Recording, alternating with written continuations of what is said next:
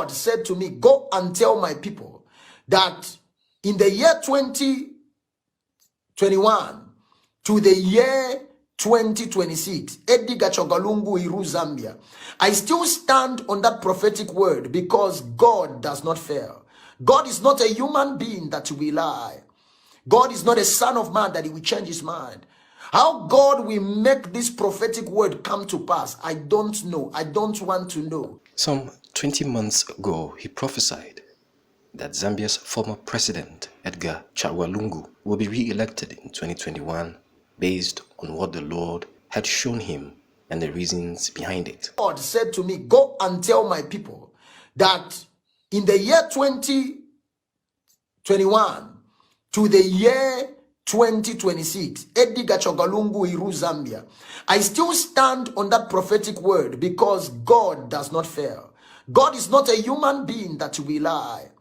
God is not a son of man that he will change his mind.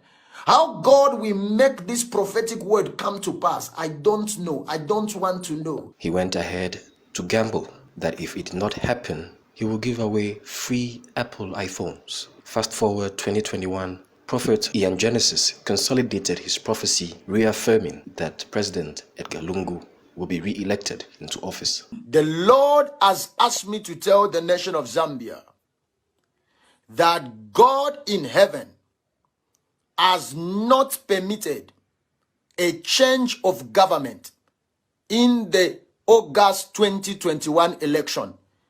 And the president that will rule this country in the next 5 years will come from the patriotic front. This is the word of the Lord, and it shall come to pass. My name is Prophet Ian Genesis, and I approve this message.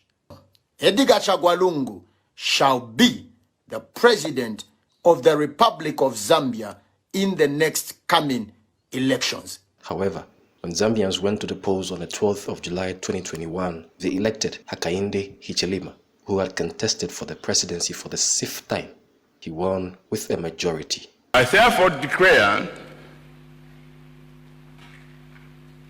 the said Hichilema Hakainde S to be president-elect of the Republic of Zambia. Prophet Genesis apologized to Zambians and takes full responsibility for leading the pro-sympathizers of Edgar Lungu on. An apology has to be tendered because people's hearts are broken. Not only people that believe in my ministry, but also people that believe that, you see, this prophecy in Zambia hurt people. Yes, I did behave unchristian in a certain way. That's why I'm even apologizing for certain things I did because they were unchristian. I put the prophecy as if it was a bet. You understand? That was unchristian. A lot of things were unchristian. And I take full responsibility of those statements, those things I said. That is what was hurting people. It's not the prophecy that was hurting people. It's the fact that I was speaking like I'm taunting them. You see? So an apology is necessary to the effect that I cannot lie that people's hearts are not broken. People's hearts are broken. And I'm sorry that being a man of God that they hold in high esteem, I am a person they have viewed as one who wants to impose his, because you see, there are two kinds of people, those that believe that I'm a man of God and those that believe that I'm a hired prophet. So there are those that believe that I was hired to impose another person on them. And I'm not that kind of a person. And they deserve my apology. Lots of them. And those also that had hope that because the man of God has prophesied, let's do this, they deserve an apology. And I'm very sorry for what everybody feels. I'm literally very sorry. And there is also an apology on my personal page. Prior to this video, I did an apology to the whole nation. You see, Christians are fighting in my country. There are those that are fighting that he is right. And there are those that are fighting that he's wrong. I don't want that to be on me. No, I don't want to hold that kind of center stage where I'll be happy that a lot of people are defending me and a lot of people. No, that's not the kind of person I want to be. So the effect of this prophecy, I take full responsibility and apologize. One prophecy cannot define the integrity of a man. I do not believe that. One prophecy cannot define the integrity of a man. Speaking to Solomon Ashom Izang's Solomon's Temple, Prophet Ian Genesis says the failure of this prophecy will not compel him to close his ministry because he was not called for specific people. With regards with dismantling a ministry, okay, it depends with whom did God call you for. Did God call me practically to prophesy on elections? I was going through that as well at one point, I think yesterday, where I wanted to close the ministry. Well, a lot of counsel has come to me and a lot of wisdom has been imparted in me. One, am I called only to prophesy for elections? The answer is no. I have a ministry that is, by the grace of God, if that ministry is not relevant in the nation, we cannot be on this platform talking right now.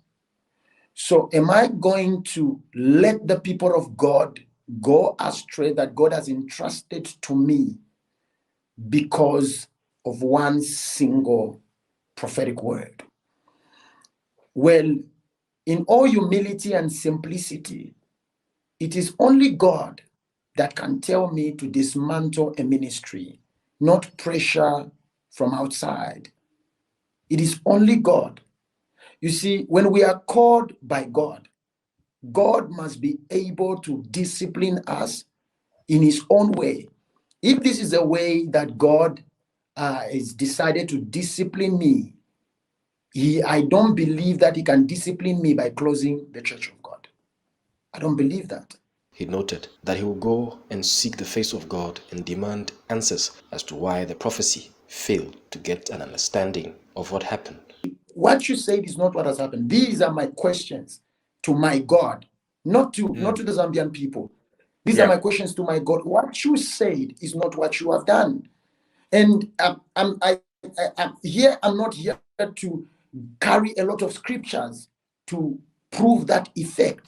I'm also personally asking God.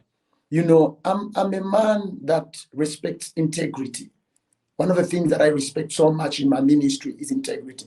Whatever I do, whatever I say it with so much force, and I say it with so much dignity, because I believe in what I stand for. I believe in what I represent. So I'm asking myself, why didn't this prophecy come to pass? Because God spoke to me. Because you see, there is no way I would change a prophecy that was very accurate. I've thought about everything.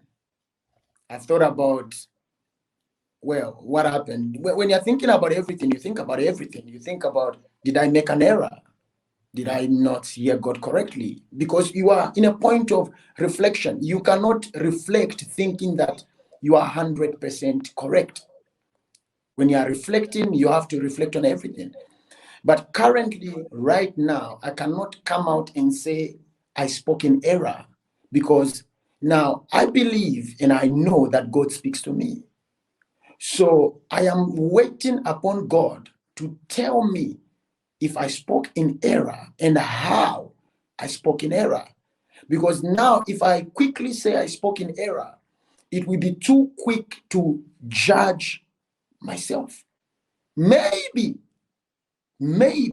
God decided to do what he wanted to do, and he didn't come back to me and say, this is what I'm going to do.